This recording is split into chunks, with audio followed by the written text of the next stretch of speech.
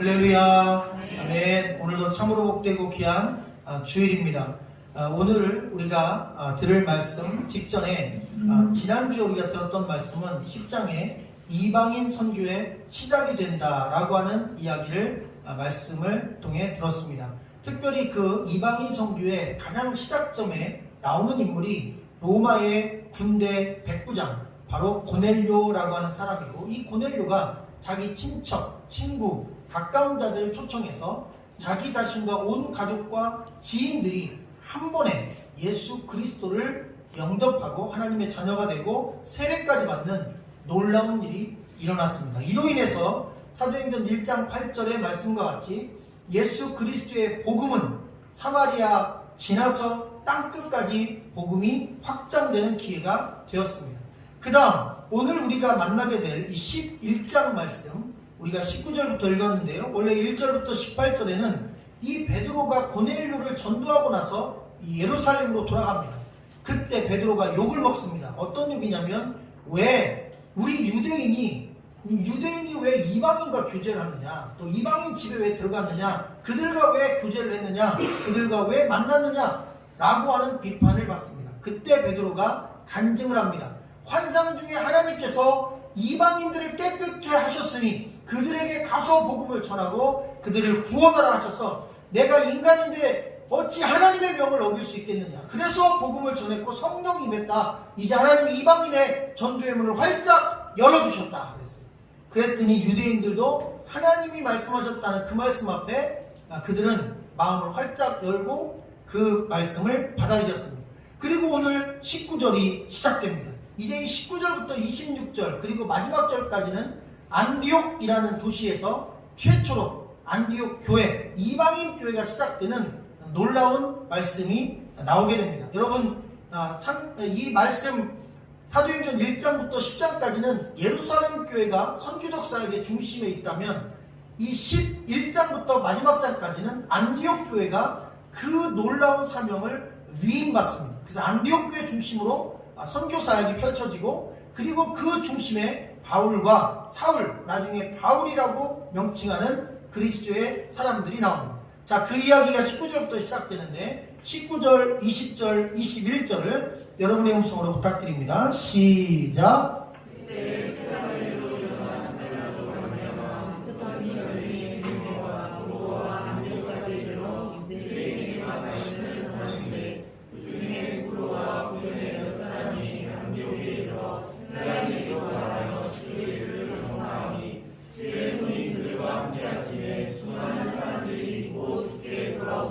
아멘. 안디옥까지 이르렀다라고 말씀이 되어 있는데요. 이 안디옥이라고 하는 도시는 로마 제국 전체를 통틀어 세 번째로 큰 도시였다고 합니다. 인구가 무려 그 당시에 50만 명이 살았으니까요. 당시 세계 인구로 비유해 보면 한 2, 3억밖에 안 되는 전 세계 인구 중에 이 도시에만 50만 명이 살았다는 것은 굉장히 큰 국제적인 대도시라는 뜻입니다. 그렇게 큰 도시이기 때문에 이 도시는 또한 재정적으로 경제적으로도 풍부했고, 그만큼 도덕적으로도 타락했고, 영적으로는 이 우상 숭배와 그리고 좋지 않은 많은 미신들을 숭배하는 그러한 타락한 도시였습니다. 바로 그 도시의 핍박 때문에 스데반이 죽고 그 핍박이 계속 연결되자 지주계열안에 흩어진 사람들이 바로 이 안디옥이라는 지역, 터키 인근의 이 도시까지 도망을 오고 피해 온 겁니다. 그런데 바로 이 안디옥에 들어선 유대인 중에 개종한 그리스도인들이 복음을 전하기 시작했습니다. 오늘 말씀을 보면 참으로 놀랍게 그들이 안디옥까지 이르러 유대인에게만 말씀을 전했다고 기록하고 있습니다. 여러분, 유대인들은 편협한 민족주의 사관을 갖고 있습니다. 그들의 세계관에는 하나님은 오직 유대인만 구원한다는 믿음을 갖고 있습니다. 그리고 그 믿음은 예수님을 믿으면서도 그가 일평생 가졌던 세계관이기 때문에 잘 깨지지 않았습니다. 그래서 베드로도, 그리고 유대인이면서 예수님 믿은 수많은 제자들도 전부 다 이방인들은 예수님 믿으면 안 되고 구원받으면 안 된다. 심지어 어떤 생각까지 했냐면, 유대인들은 이방인에 대하여, 유대인 아닌 모든 다른 민족에 대하여 이렇게 생각했습니다.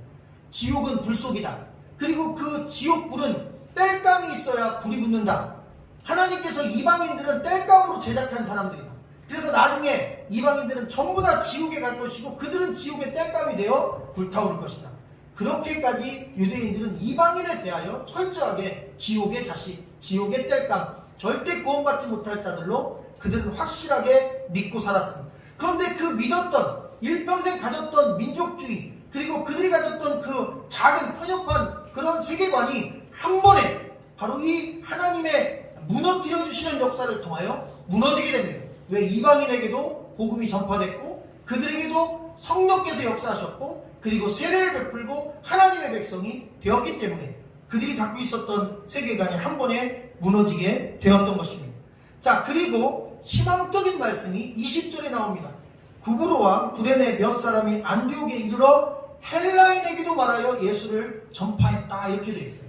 여러분 앞에 보면 구브로와 구레네 사람이라고 되어 있습니다.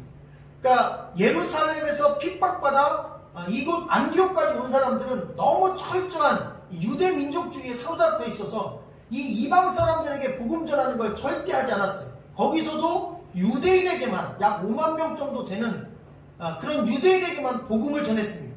그런데 여기 보니까 구브로와 구레네 출신 사람들은 이 헬라 사람들, 이방 사람들에게도 복음을 전했대요. 그러면 이 구브로가 어디냐? 바로 구브로는 그 도시 자체가 섬인데 이방 땅입니다. 헬라 문화권이에요. 바나바라고 하는 오늘 말씀의 주인공인 바나바가 이 구브로 섬 사람 출신입니다. 또한 구레네라는 도시가 또 나와요. 여러분 이 구레네는 신약성경 말미에 구레네 사람 시몬이 예수 그리스도의 십자가를 대신 진다는 말씀에 나오는 바로 그 시몬의 고향인 구레네입니다. 구레네는 아프리카입니다. 그래서 구레네 사람은 대부분 흑인입니다. 그리고 이 흑인들도 유대인이 아니죠. 그 사람들도 분명히 이방인입니다. 그러니까 이방인 중에 예수를 믿은 사람들, 또 이방에 있지만 유대교를 먼저 믿었다가 회심하고 예수를 믿은 개종자들, 이 사람들은 같은 이방인들에게 오픈되어 있어요. 나도 이방인인데 유대교를 갖고 있다가 예수 그리스도를 진리로 만나고 유대교를 버리고 나도 그리스도인이 되었다. 그래서 나와 같은 이방인들에게도 복음을 전해야 된다는 생각을 갖게 된 거예요. 오늘 말씀 보니까 구브로 사람들과 구레네 사람들 중심으로 몇몇이 바로 이방인들, 헬라인에게 예수는 그리스도다. 당신을 위해서 십자가에 못 박혀 죽으셨다. 누구든지 예수 이름을 믿으면 구원받고 영생 얻는다. 이렇게 복음을 전했다는 말씀입니다. 그런데 그들의 이름은 나오지 않습니다. 그냥 동네 이름, 도시 이름, 지역 이름만 나와요. 이런 사람들 우리는 이름 없는 무명의 그리스도인이라고 합니다. 여러분 이름도 없어요. 빛도 없습니다. 그 사람들이 누군지 어디에 있는 도대체 어느 족속 사람인지 그건 몰라요. 그냥 구레네 사람들, 구브로 사람들 이렇게 도시 이름만 나와요. 그 사람들의 이름은 어디도 존재하지 않습니다. 그러나 그 이름 없는 그리스도인들이 복음을 전하여 이방인들에게 처음으로 예수 그리스도를 만나 그들이 교회를 세웠는데 그게 최초의 이방인 교회 안디옥 교회가 되었다는 거죠.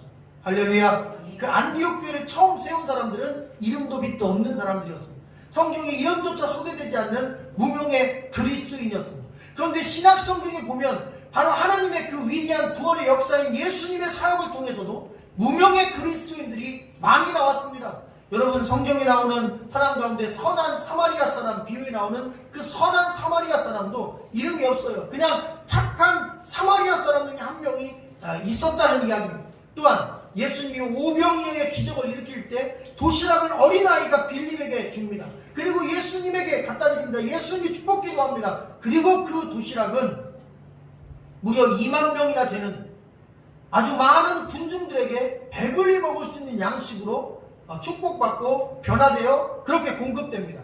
여러분 근데 그 도시락을 전해준 어린아이의 이름은 나오지 않습니다. 그런데 이름이 없는데 하나님의 역사를 위해서 쓰임받았어요. 여러분 우리가 이름이 꼭 나야 되는 건 아닙니다. 내 이름이 드러나지 않아도 괜찮습니다. 주를 위해 무명의 그리스도인으로 쓰임받을 수 있다면 기꺼이 쓰임받으십시오. 할렐루야. 내 이름 나타내지 말고 오직 예수 그리스도만 나타내고 쓰임받으십시오. 성경 말씀해 보니까 내 이름이 드러나지 않고 선한 일을 하고 복음을 위해서 일한다면 하늘의 상급이 더 크다고 하나님이 더 귀히 여긴다고 그러셨습니다.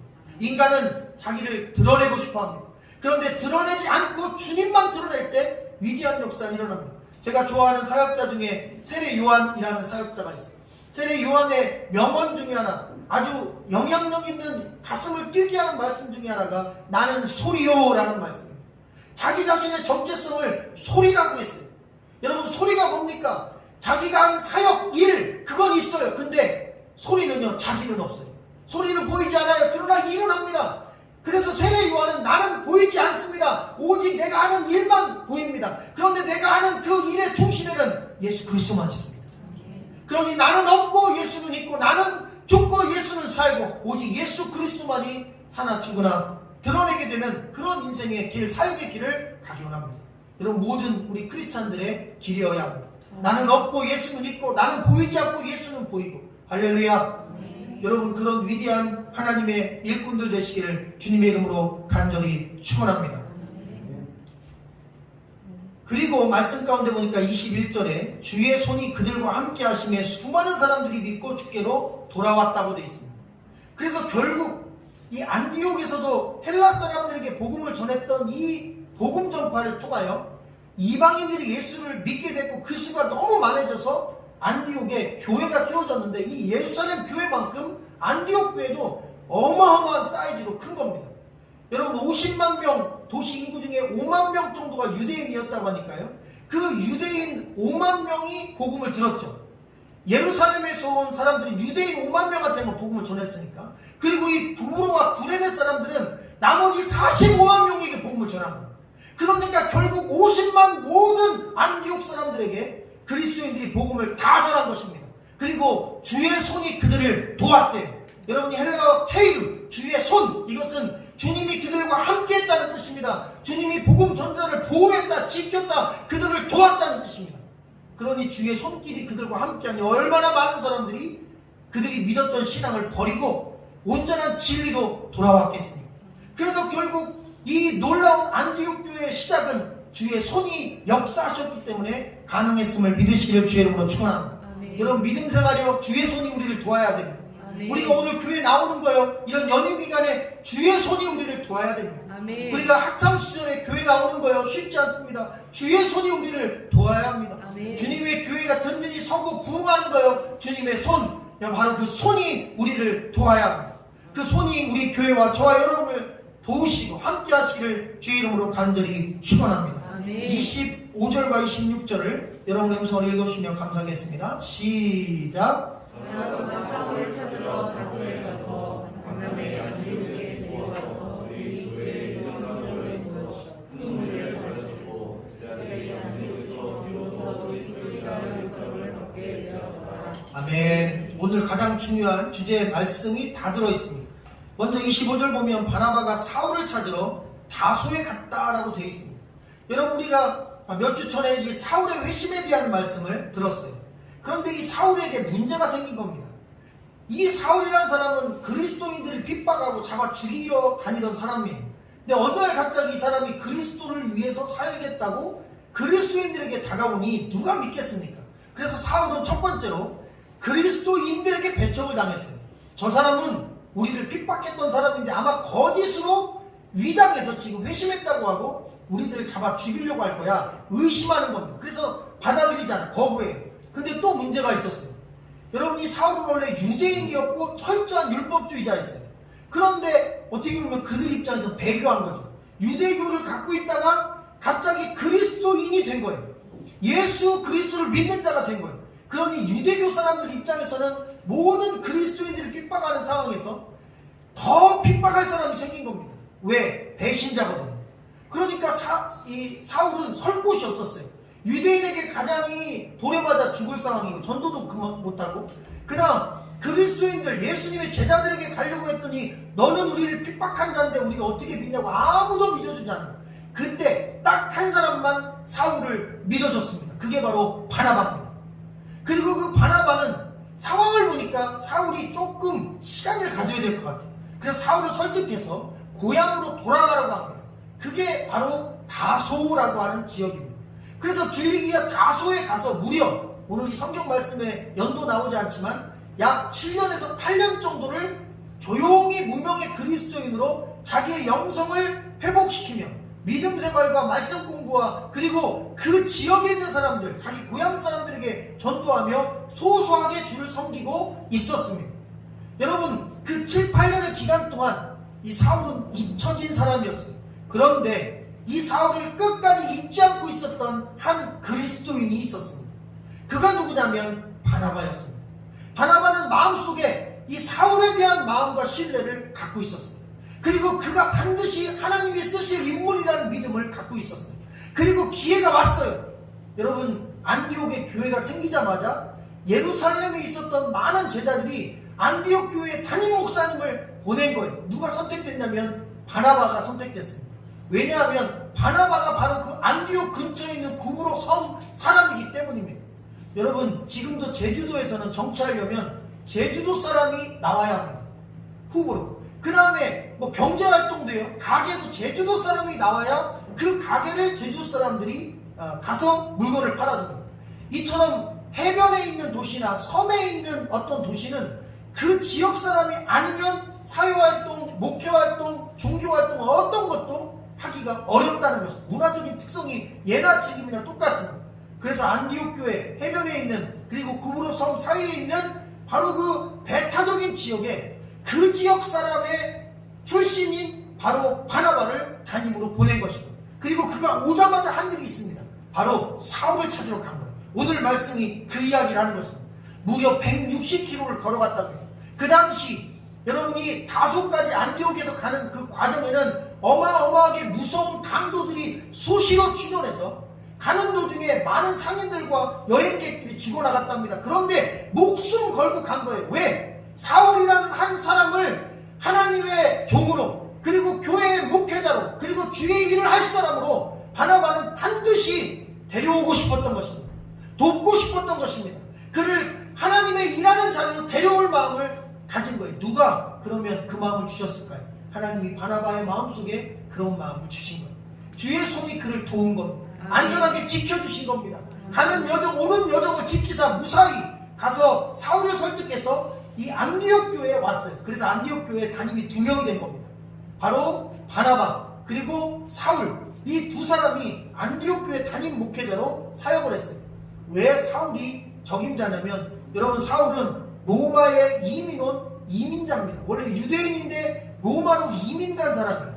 그래서 그도 원래 이민자 출신입니다.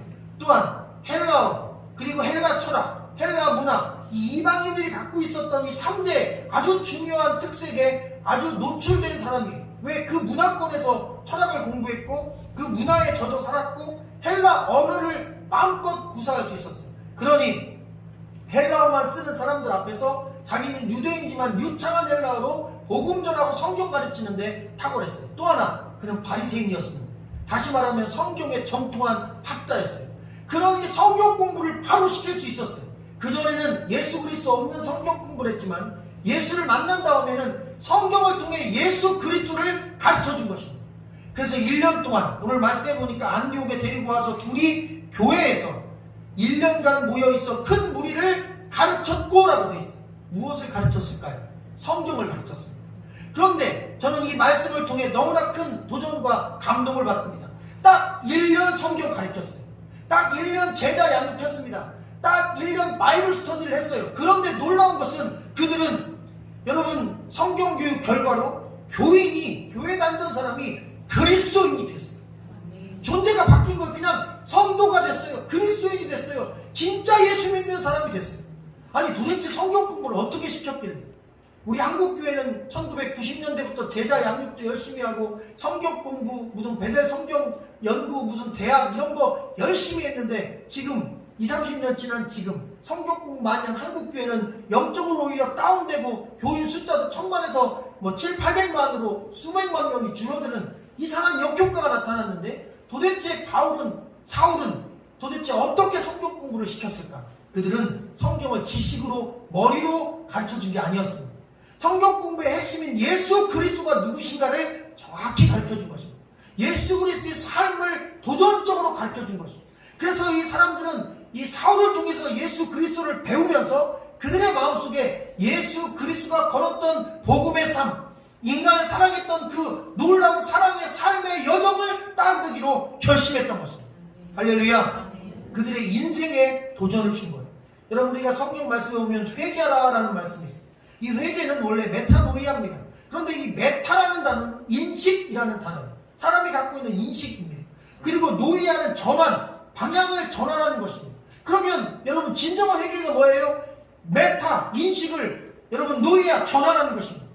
결국 말하면 세계관을 바꾸는 거예요. 내가 갖고 있는 생각을 바꾸는 겁니다. 내가 갖고 있는 철학을 바꾸는 거예요. 내가 갖고 있는 삶의 의지를 바꾸는 거예요. 삶의 방식을 바꾸는 거예요. 내가 가졌던 삶의 생각과 의지와 방식을 예수 그리스도로 방향을 옮겨놓는 것입니다. 여러분, 교회 다니는 목적이 내 마음대로 살기 위해서가 아니라 예수 그리스도의 뜻대로 내 삶을 바꾸기 위해서 다니는 것입니다. 믿음이 성장했다는 얘기는 예수 그리스도의 말씀에 내 삶이 더 순종한다는 뜻입니다. 영향을 받는다는 뜻이에요. 할렐루야. 그래서 예배 드리면서 말씀에 영향을 받고, 기도하면서 영향을 받고, 신앙생활하면서 영향을 받는 걸 믿으시기를 주의 이름으로 간절히 축원합니다. 아주 유명한 책이 있습니다. 세계 역사를 바꾼 책이라고 평가를 받고 있는 시민의 불복종이라는 책입니다. 데이빗 소로우라는 사람이 쓴 책인데, 저도 제 인생을 통틀어 일반 서적 중에 가장 큰 도전을 준 책을 뽑으라 하면 저는 서열 1위로 이 데이빗 소로우, 헨리 데이빗 소로우의 시민의 불복종이라는 아주 작은 책입니다. 한 번에 2-3시간이면 읽을 수 있는 짧은 책이에요. 그런데 여러분, 이 소로우의 이 작은 책이 어떤 영향을 끼쳤냐면, 이 땅에 존재하는 모든 비폭력적 저항 운동은 바로 이 소로우를 통해서 시작된 겁니다. 시민의 불복종이라는 책을 통해 도전받은 사람들이 자기 민족을 위해서, 또 인권을 위해서, 시민들을 위해서 일하기 시작합니다. 대표적인 사람이 바로 간디입니다.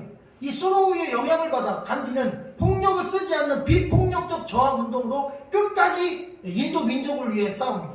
또 한 사람, 마틴 루터 킹이 흑인들의 인권을 위해서 싸울 때 그는 총을 들지 않았습니다. 왜? 이 사람에게 영향을 받아서 그냥 총을 들지 않고 저항을 한 것입니다. 폭력을 쓰지 않지만 저항을 한 것입니다. 불법을 불법이라고 말하고, 부정을 부정이라고 말하고, 그리고 인권 유린을 인권 유린이라고 말합니다. 그리고 지금 현존하는 모든 시민운동의 뿌리는 다 이 시민의 불복종에서 출발합니다. 제가 읽은 글 중에 가장 도전적인 내용 하나가 있습니다.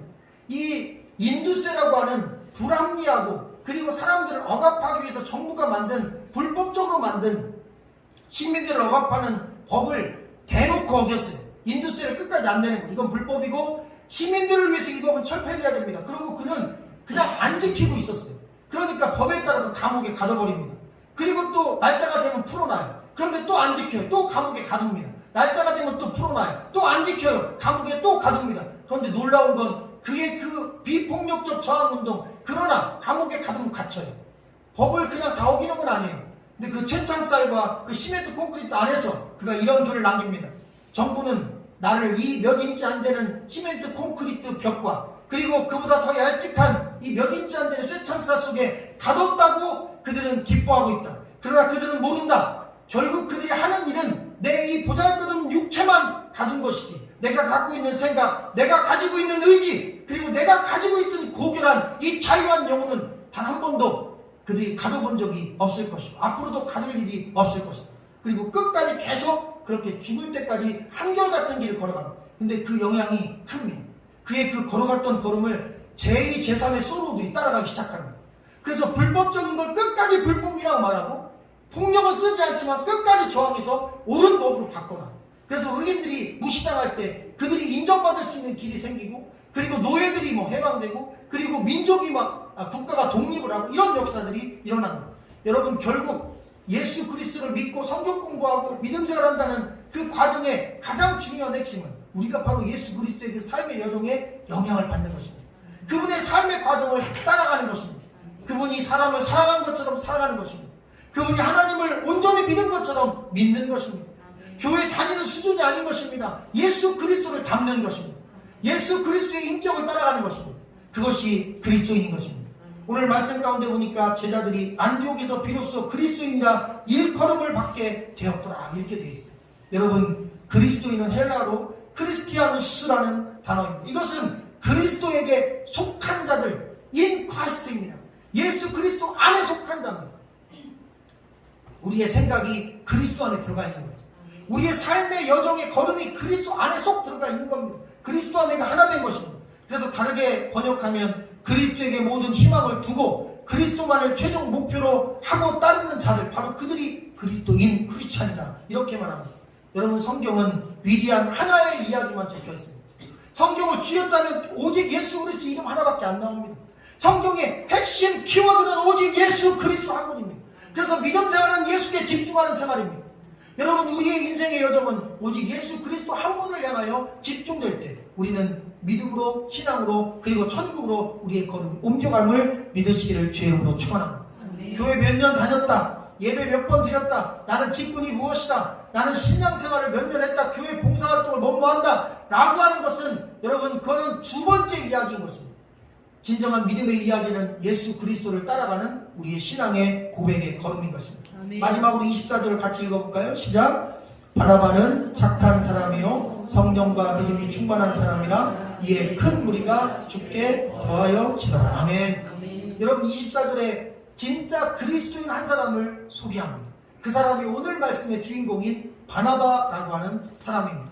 여러분, 그리스도인은 누구인가 라는 질문에 오늘 성경은 바나바라고 대답하며 첫 번째, 그는 착한 사람이라고 되어 있어요. 할렐루야.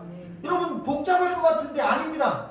신앙생활은 생각보다 단순한 겁니다. 예수 잘 믿는 거요, 착하게 사는 것입니다. 여러분, 예수 잘 믿는 거 어렵지 않습니다. 착하게 사는 것입니다. 예배 횟수 많이 참석하는 게 아닙니다. 착하게 사는 것입니다. 여러분, 성경 100장 읽었다고 자랑하는 거 아닙니다. 성경 100장 읽어도 악하게 살면 예수 그리스도인 아닙니다. 성경 한 장 읽어도 착하게 살면 그리스도인입니다. 예배 한 번 드려도 착하게 살면 그리스도인이에요. 그러나 새벽 예배 한 번도 안 받아도 악하게 살면 그리스도인이 아닌 것입니다. 여러분, 기독교는 양의 종교가 아니라 질의 종교인 것입니다. 그래서 얼마나 깊숙한가, 얼마나 묵직한가, 얼마나 그 진리가 내 삶을 장악하고 있는 것인가, 얼마나 예수로 충만한가.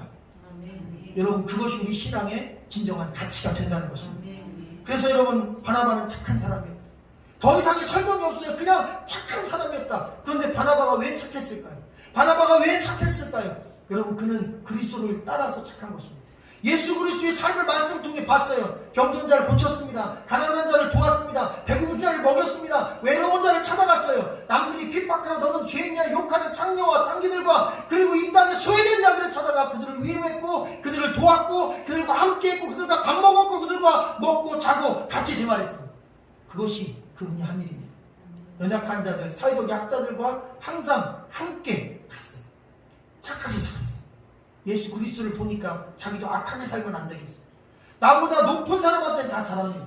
나보다 권력이 있고 힘이 있는 사람한테는 다 잘해요. 그래서 괜찮아요. 높은 사람에 대해서는 성경에 많이 안 써있어요. 그냥 권위에 순종하라, 이 정도입니다. 그런데 나보다 낮은 사람은 무시하는 사람이 많습니다. 나보다 낮은 사람은 여러분 등쳐먹는 사람도 많아요. 근데 나보다 낮은 사람은 여러분 돕지 않는 사람도 많아요. 왜? 나한테 도움을 못 주니까요.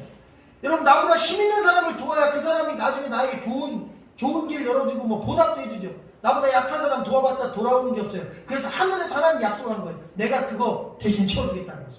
할렐루야. 땅에서 어려운 자 돈 못 받으니까 하늘에서 내가 너에게 그 상을 주겠다.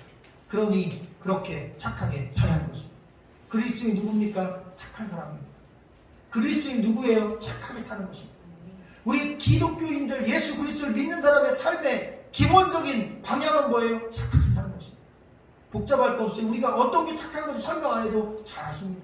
착하게 말하고, 착하게 행동하고, 사람들을 선하게 대하고, 특별히 나보다 더 연약하다고 생각하는 사람들을 따뜻하게 대할 수 있는 사람이라면 그 사람이 바로 그리스도인이라고 오늘 성경은 말합니다. 여러분, 두 번째로 성령과 믿음이 충만한 사람이다. 이게 그리스도인의 두 가지 조건이에요. 착한 사람, 성령과 믿음이 충만한 사람. 여러분, 충만이 뭔지 아십니까? 이 그릇에 물을 부어서 물이 꽉 찬 다음에 또 붓는 거예요. 그럼 어떻게 돼요? 차고 넘쳐. 오버플로우. 막 넘치는 거예요. 충만은요, 그냥 가득 찬 수준이 아닙니다. 차고 넘치는 거예요. 계속 부어서 넘치는 거예요. 여러분, 믿음이 계속 넘쳐요. 할렐루야. 성령이 계속 넘쳐요. 다시 말하면 믿음도 성령도 딱 한 번을 가리킵니다. 예수 그리스도를 믿는 겁니다. 성령 곧 예수 그리스도의 영입니다. 그의 삶이 예수 그리스도로 차고 넘치는 거예요. 예수 그리스도로 가득 찬 거예요. 그러니 당연히 나를 통해 예수가 증거되는 것입니다. 예수 믿자. 교회 나가자. 우리 예수 믿고 천국 가자. 여러분, 어렵지 않습니다. 그렇게 자연스럽게 마음이 열린 자에게 착하게 대하고 예수 믿자. 예수 믿고 천국 가자. 우리 함께 구원받자. 그렇게 해서 우리가 믿음의 길을 걸어간다면 그런 사람을 우리는 그리스도인, 크리스찬이라고 합니다. 아주 오래전에 미국에 있는 한 큰 교회에 신학생이 찾아갔습니다. 이 교회는 미국에서도 아주 크게 부흥한 엄청나게 큰 교회였어요. 그런데 이 교회 담임 목사님을 신학생이 만난 거예요. 신학생은 앞으로 목회를 해야 되는데 이 목사님처럼 나도 큰 목회하고 싶고 목회를 성공하고 싶은 거예요. 목사님께 여쭤봤어요. 목사님, 어떻게 하면 목사님처럼 이렇게 성공적인 목회를 할 수 있습니까? 그랬더니 목사님께서 답을 질문으로 대신해 주셨어요. 어떻게 질문했냐면, 당신은 진정한 크리스찬입니까? 리얼 크리스찬입니까? 이렇게 물어봤어요. 그래서 그가 대답했어요. 목사님, 저 신학생입니다. 그래 또 물어봐요. 아니, 당신은 리얼 크리스찬입니까? 또 물어봐요. 아니, 저 모태신앙이라고요. 엄마 아빠 때부터 예수 믿었다고 태어날 때부터. 그랬더니 또 물어봐요. 아니, 그거 말고 너는 리얼 크리스찬이냐고. 근데 세 번째, 네 번째 질문하는데 답을 못합니다. 그 리얼 크리스찬이라는 단어 앞에 그냥 기독교인이냐 물어봤으면 예 그랬을 텐데, 진짜 그리스도인이야. 너 진짜 믿음 있는 사람 맞아? 너 진짜 예수 믿는 사람 맞아? 너 진짜 예수님 따르는 사람 맞아? 라고 하는 질문을 던졌어요. 그리고 더 이상 답을 안 해줬어요. 그 신학생은 나왔답니다. 교회 부흥을 물었더니 리얼 크리스찬이냐고 물어봐? 그래서 혼자 꼼꼼히 묵상하고 그는 깨달았어요. 이분이 왜 큰 교회를 했는지 알았어요. 이 목사님은 다른 데 뜻을 두지 않았어요. 모든 성도들이 진짜 그리스도인 되는 길로 성도들을 인도하고, 말씀도 그렇게 전했고 성경 공부도 그렇게 했고, 그래서 그 교회 성경 공부에 참석하면 진짜 그리스도인 되고자 막 불타오르는 거예요. 나도 예수 따라가자, 착하게 살자, 그리고 예수로 충만하게 살자, 착하게 살자, 예수 전하며 살자. 할렐루야. 그러니 그 교회 성도들이 계속 착하게 살죠. 주변 사람들에게 예수 전하죠. 그리고 착하게 살고 나한테 잘해주면서 예수 믿자고 하는데, 여러분 시간 지나면서 점점 내린데도 교회 나오게 되는 겁니다. 당연히 교회 성도가 늘어나죠. 그 교회 성도들이 착하죠. 예수 잘 전하죠. 착하죠. 예수 잘 믿죠. 그러니까 계속 늘어나는 거예요. 당신은 리얼 크리스찬, 진정한 크리스찬입니까? 바로 그 질문에 대답할 수 있다면 나를 통해 우리 가족도 주변 사람들도 주님께 나올 수 있습니다. 오늘 주님 우리에게 주시는 질문이자 메시지입니다. 기도하겠습니다.